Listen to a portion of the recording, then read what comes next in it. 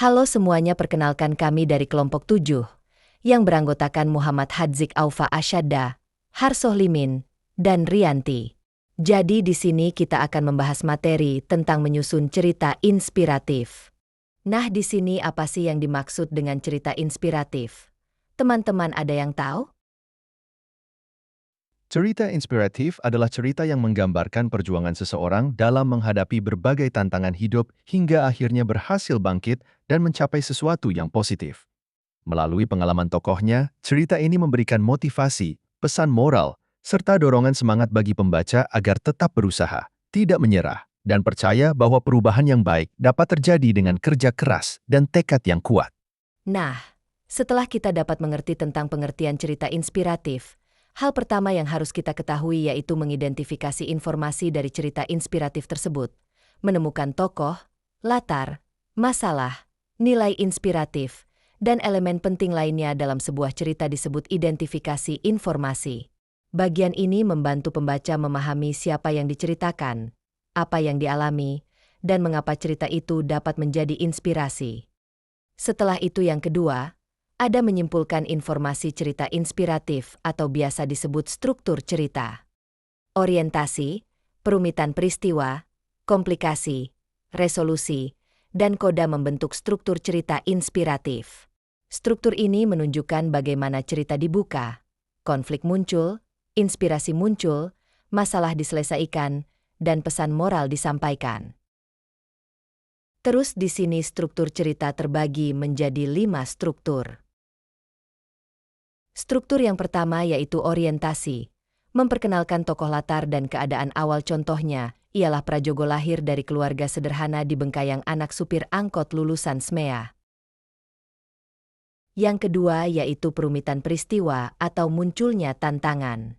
Tokoh di dalam cerita tersebut menghadapi masalah atau hambatan. Contohnya ialah, ia memulai karir dari bawah di perusahaan kayu, tanpa pendidikan tinggi dan tanpa modal besar. Setelah itu yang ketiga, komplikasi atau puncak inspirasinya. Pada bagian ini tokoh mengambil keputusan besar atau tindakan berani yang dapat mengubah hidupnya. Contohnya ialah, mendirikan PT Barito Timber pada 1997 lalu mengakuisisi Chandra Asri, langkah besar yang mengubah hidupnya.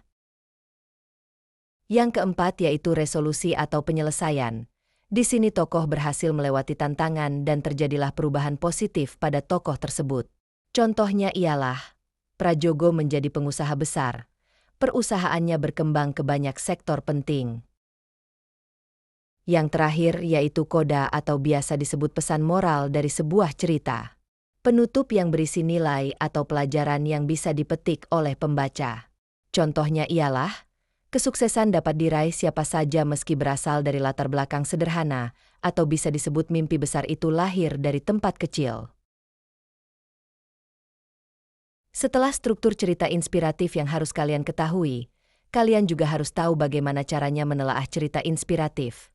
Menelaah cerita yaitu menilai sebuah cerita untuk memenuhi ciri-cirinya yang inspiratif, termasuk strukturnya, nilai moral yang disampaikan, dan bagaimana tokohnya menangani masalah.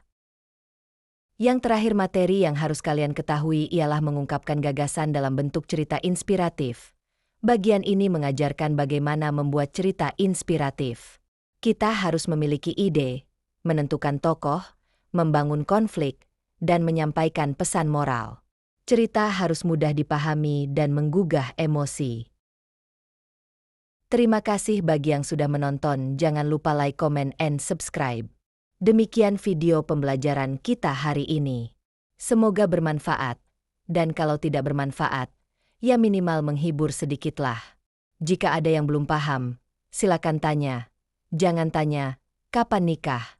Itu teman saya yang cewek masih proses loading. Tetapi saya ada pantun sedikit. Burung nuri terbang melayang. Hinggap sebentar di pohon jati. Belajar itu jangan bimbang. Pelan-pelan nanti juga ngerti.